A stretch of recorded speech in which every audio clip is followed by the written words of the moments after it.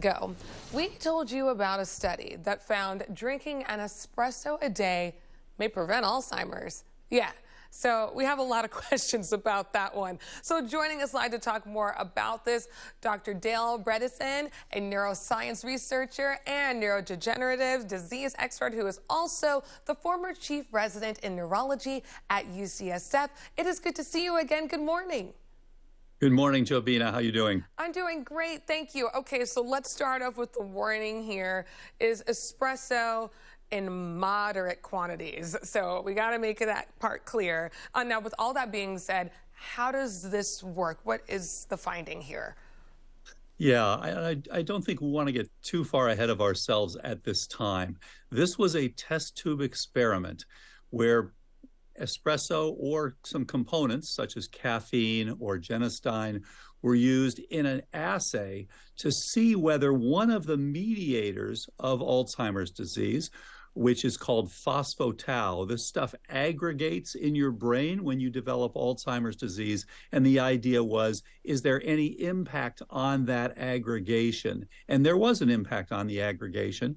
And in fact, all three of those things, the total espresso and then the two components, did impact the aggregation. However, it's a huge step from there to say that it's actually going to prevent or have an alteration in the disease itself. And by the way, just a few years ago, another drug candidate called LMTM was tried, and it does impact the same sort of process, and it failed in its clinical trial. So I think, it's great. Espresso, great. Lots of good things. Caffeine, good. And I should say several years ago, caffeine alone was shown to be associated with reduced risk for developing Alzheimer's.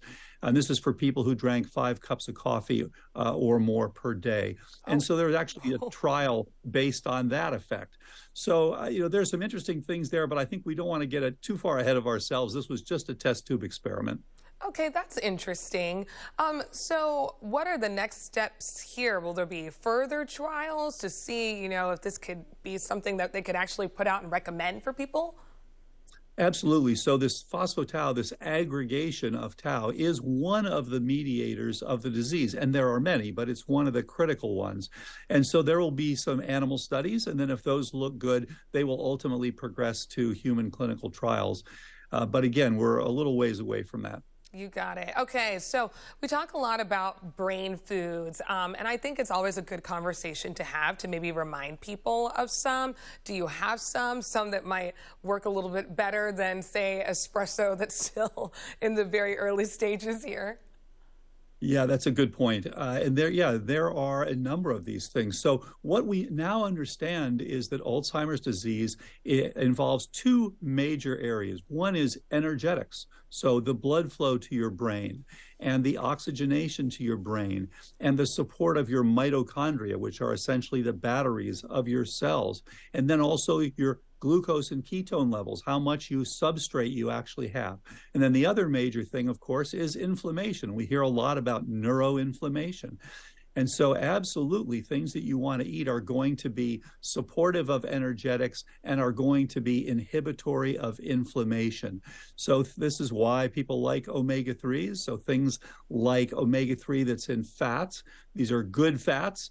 Not too much of the omega-6, which are the pro-inflammatories, things that are prebiotics and probiotics that support your gut microbiome. And of course, gut microbiome has had increasing interaction that we've understood over the last several years, important in Parkinson's, important in Alzheimer's disease, important in diabetes and things like that.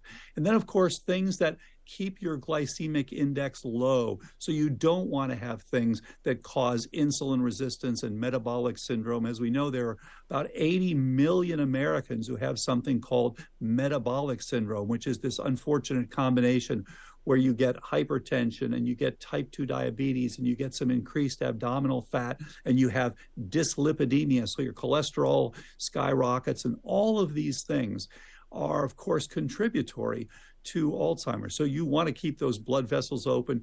Exercise is another piece of this. So all of these different things are important. And this is why a plant-rich, the things that have worked best for cognition are a plant-rich mildly ketogenic diet with appropriate periods of fasting to make you metabolically flexible, make it so that your brain can utilize both the glucose and the ketones. For so many of us, as we get into our 40s and 50s, we're losing both of those. You lose the ability to metabolize the glucose. In fact, that's what you actually see on a PET scan in Alzheimer's disease.